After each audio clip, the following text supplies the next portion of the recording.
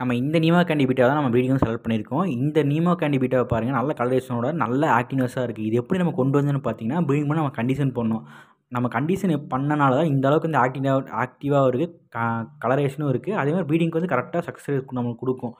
Condition எப்படி பண்ணுறது உங்களுக்கு தெரியல அப்படின்னா, இந்த வீடியோ கீழே கமெண்ட் பண்ணி கண்டிப்பாக அதை சொல்கிறேன். இப்போ இந்த ஃபீமேல் பீட்டாவை பாருங்கள், நல்ல எக் லோடாக இருக்குது. அது ரெட் கலர் தாண்டியுமே உங்களுக்கு வந்து எக் இருக்குது நல்லாவே தெரியுது. இப்போ பபுள்ஸ்லாம் கட்டி ப்ரீடிங் வந்து ரெடி ஆயிருச்சு. இப்போ ப்ரீடிங் ஆகிட்டு இருக்குது. இந்த ஃபீமேல் பீட்டா பாருங்கள் எக் லே பண்ணிட்டு இருக்கு. அது மேல் பீட்டா கனெக்ட் பண்ணிட்டு போய் அந்த பபுள்ஸில் வைக்குது. எக்குங்க ஃபுல்லாக வந்து லே பண்ணதுக்கப்புறம் ஃபீமேல் வந்து நம்ம எடுத்துட்டோம். அதுக்கப்புறம் பார்த்தீங்கன்னா, இந்த குட்டிலாம் பாருங்கள், அந்த பபுள்ஸ்லாம் அப்படி குட்டி குட்டியாக தெரியும். அதுதான் வந்து குட்டி. இப்போ இந்த குட்டியெல்லாம் கீழே விழுந்துட்டே இருக்குது. கரெக்டாக ஸ்விம் பண்ண முடியாது. இப்போ மேல் பீட்டா என்ன பண்ணுவோம், கீழே இருக்கிற குட்டிலாம் கொண்டு போய் அந்த மேல் பீட்டா பாருங்கள் வச்சுட்டு இருக்கு எல்லா குட்டியும். கீழே இருக்கிற குட்டிலாம் கொண்டு போய் எடுத்து போய் மேலே போய் வச்சுட்டு இருக்கோம். ஏன்னா குட்டினால் வந்து சரியாக நீந்த முடியாது. அப்போ கீழே விழுகும். அப்போ அந்த மேல் பீட்டா என்ன பண்ணுன்னா, அது எல்லாத்தையும் எடுத்துகிட்டு போய் மேலே கொண்டு போய் அந்த பபுள்ஸில் வைக்கும். அப்போ தான் குட்டினால் ஓரளவுக்கு மேலே வந்து மூச்சு வாங்க முடியும்.